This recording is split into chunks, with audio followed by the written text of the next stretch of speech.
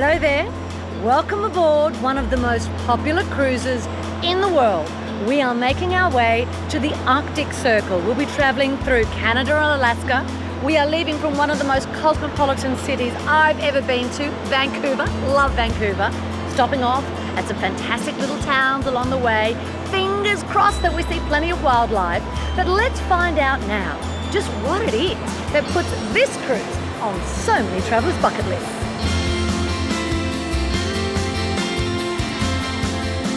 Scenic has a whole number of incredible tours through North America, and this one is their Alaska including the Arctic Circle adventure.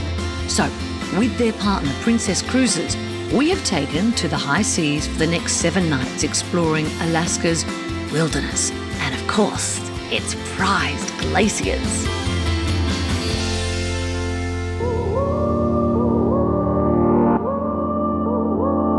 Once on board Star Princess, you will need to get the lay of the land. And trust me, on a ship this size, there is one golden rule.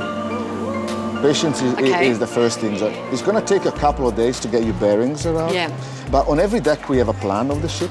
But in a couple of days you realize that all it takes for you is that wherever there is activity is on deck 5, 6 and 7. Okay. Then you got elevators front and aft, and will take you straight up. So it's all straight line really at the end of the day. It's very easy. And at sea day is when a ship like this really comes into its own. I love at sea days because you get to sample all the different features that a ship this big can actually offer. So you can sleep in and do zip, you've got nowhere to be, or you can be like me and sign up for everything.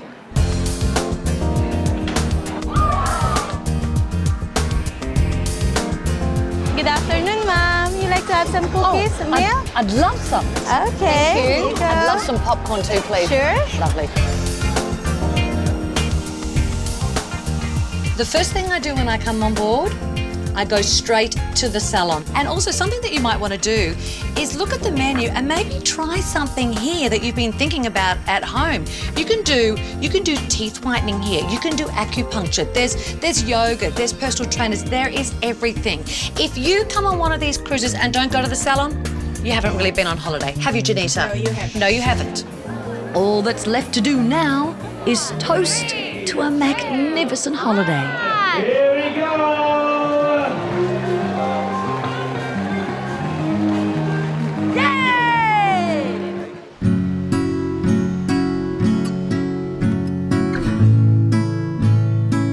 Our first port of call is Ketchikan.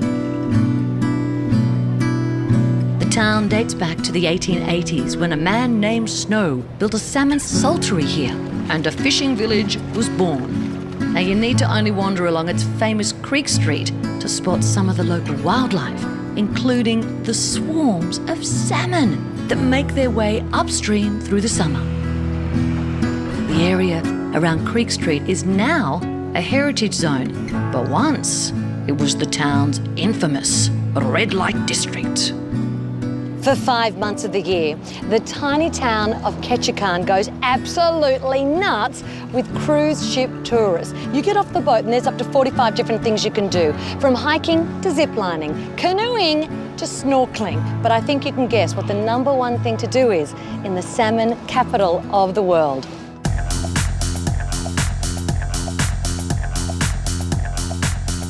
So the reason why this is the #1 salmon fishing spot in the world is because you get all different 5 types of Pacific Ocean salmon. Is that right? That is correct.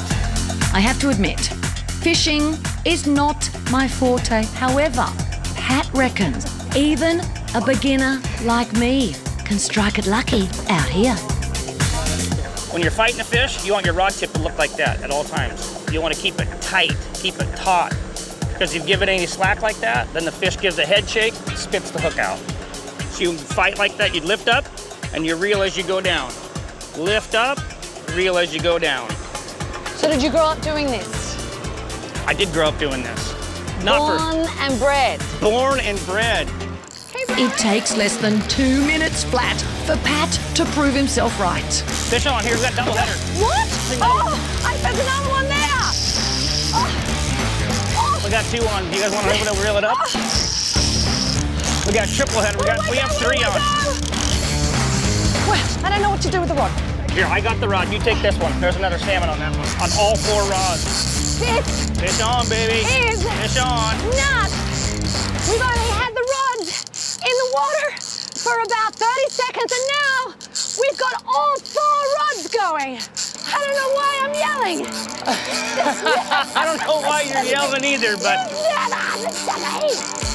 Teamwork! Woo! Pat! Coming in. Oh my God, it's really beautiful! Oh, I got it. what just happened? Boom! 4 fish, 4 salmon. Boom, like that. How about that? You are so good. The name Ketchikan comes from a native word meaning thundering wings of an eagle. Here we go, right here. He's gonna come back around. Watch. Right here, watch.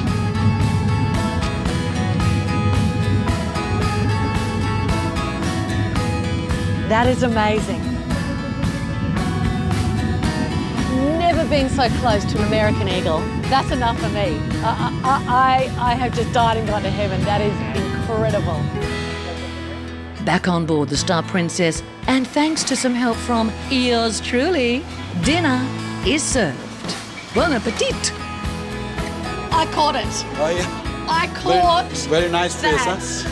I'm feeling a little bit proud of myself right now, just a little bit. Let me go with this. I have never done anything like this before in my life. I mean, well, we've just had a day of perfection. I hope you're hungry.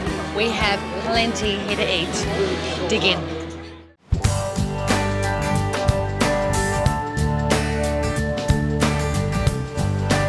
Alaska is up the pointy end of many travellers' wish lists, and we are so lucky to be here travelling with Scenic on the popular Alaska, including the Arctic Circle adventure. After a successful stop in the salmon fishing capital of Ketchikan, today we have dropped anchor in Juneau, only accessible by air or water. Juneau is sandwiched between the coastal mountain ranges and the Pacific Ocean. The reason why people from all over the world flock to Alaska can pretty much be summed up with one word: wildlife. And the real superstar of that wildlife would have to be one of the largest creatures on Earth, the whale. Amazingly, here in Juneau, in the capital, you can spot whales in the summer months under half an hour from the shore. So when it comes to wildlife in Alaska, you're getting serious bang for your buck. Scenic offers a whole stack of options when it comes to daily tours, but I know that Juneau is rated as one of the best whale watching spots in the world. So that has made my decision very easy. So what sort of whales are we looking for? Oh, today we're looking for humpback whales. And why do they come here? They are feeding on all the fish that are coming in here because of the nutrient-rich water, because of these glaciers that we're seeing. What are we looking for? Are there signals? When you look out, you'll see a spray, a mist. It goes 15 feet up into the air, and so you can see it from quite a long ways away.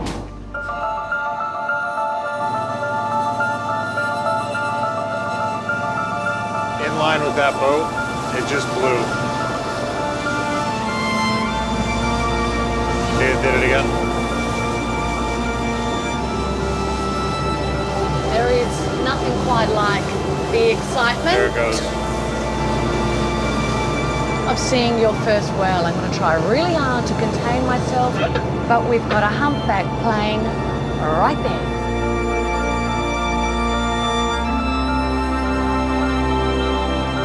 You can see the footprint, the flat footprint on the water. That gives you the indication of where to look. Whoa! The noise! Such clarity here. They have very strict guidelines about how close you can get to the whales. Our boat is completely stopped. What that whale wants to do is totally up to you, you beautiful thing. Whale watching is one of Juneau's most popular pastimes, and we have these nutrient-rich waters to thank for that. They begin their journey down in the warmer waters of Hawaii and Mexico, where they do what you do on holiday. You have a good time. And they get pregnant, they get up the duff, and they have their gestation period, and they give birth down there. And then when they're ready, and they're ready for their first proper meals, this is where they come to, the nutrient-rich food that comes off the glaciers. This is their ideal buffet.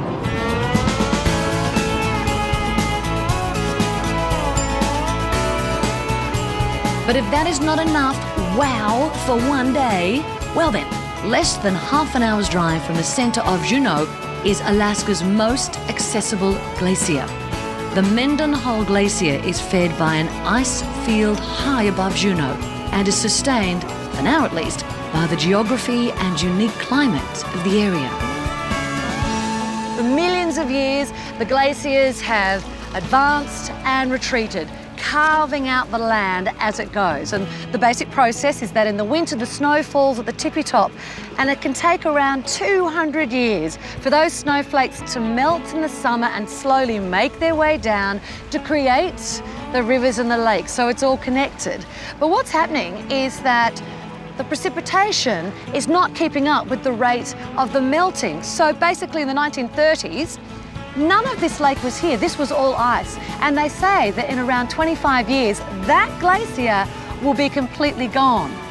It's all up to us how fast it moves. It's in our hands.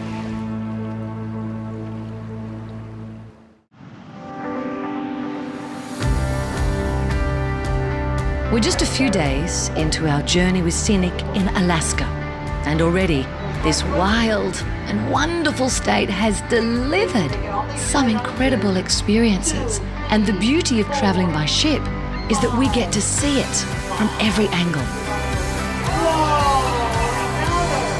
There were whales breaching off the boat. That was just truly magical. It was just amazing. It was the most beautiful setting, and just seeing the wildlife everywhere and just right off the boat, it was just absolutely beautiful. Skagway is today's port of call, with a compact town centre filled with restored buildings and historic shop fronts. It's easy to lose a few hours just strolling the colourful streets. Skagway, which actually means Windy City, if you can't half tell, it appears today to be this picture-perfect town where tourism pretty much is the only industry here. I think there's 27 jewellery stores and 1 general store. In the winter, there's around about 800 locals. But come the summer months when the cruise ships arrive, you can get around 15,000 visitors per day. And I've got to tell you, it is first class, it is beautiful. But Skagway has such a gritty gold rush history. It's worth the time to peel back the layers. During the gold rush days, over 40,000 people passed through this settlement, and with its brothels, its gunfights and unsavoury characters, it earned itself a pretty darn nasty reputation. Oh, it was a pretty dangerous place. It's, you know, we say it's a cute little drinking town with a tourist problem now, but 120 years ago, it was one of the most dangerous places you could have found. In our heyday, in Skagway's heyday, in 1899, this 2 square mile town had 80 brothels, 120 saloons. One still remains, the Red Onion Saloon, and there's often a line-up out the door for their daily tours. Day trips in Skagway cater to every age and every interest, from the historic White Pass and Yukon Route Railroad to heading out to the Tongass National Rainforest for a truly Alaskan experience.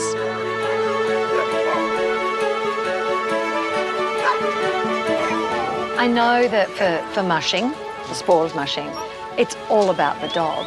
And now there's an incredible experience that you can do here in Skagway. Tell us a little bit about that for those of us that are fascinated and also love the dogs. Yeah, here at Alaska X, we give a 1 mile mush to guests off the cruise ships, and it's a lot of fun. The dogs will pull them in a non-motorized cart for 1 mile, and then they get to pet the dogs afterwards. Dog mushing is this state's national sport, and the fascination with it peaks every year with the epic Iditarod race. It's a little over 1,000 miles long. It starts in Anchorage and finishes in Nome, and it's a tough race. It can be very stormy weather, cold temperatures. Are you guys all set? Go! Ready? All right.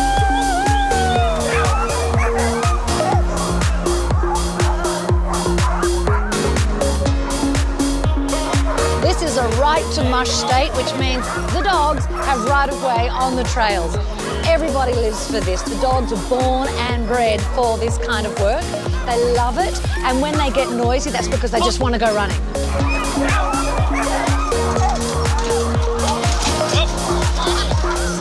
There you go.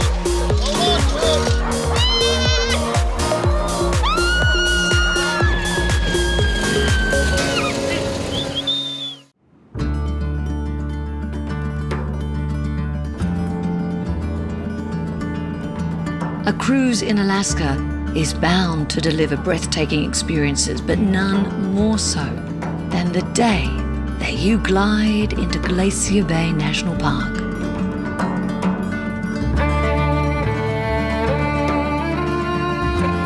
So we're traveling with Scenic and their partner Princess Cruises on board Star Princess, and it has delivered us to this magical land of wonder. 1.3 million hectares of forest, inlets, mountains, and of course, the namesake glaciers.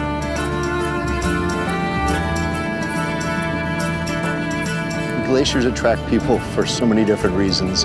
Here in Alaska, one of the state mottos is the last frontier. So it is a place of wild beauty. It's a place of vast, open expanses of land. We're in the southern part of 24 million acres of wild country. It's actually the largest protected wild land mass on Earth outside of Antarctica. And part of that appeal is these glaciers. Has this been the draw card for you? Was it the glaciers? Yes. Definitely. Yes. How do you explain to others what the draw card is? Well, you really have to be here, don't you? It's just so special. Yes. Even photos don't bring it up like it is. No, really. you've got to see it with the natural It's a eye. true bucket list trip, isn't it? Isn't it? Absolutely. I gotta tell you, this is the ultimate room with a view. The staterooms on board are certainly spacious for a ship, but if you want that little something extra, you can upgrade to a mini suite. The first major glacier is the Grand Pacific, but I think the most photographed and the most active of all the glaciers in the bay is Marjorie. Isn't she a sight?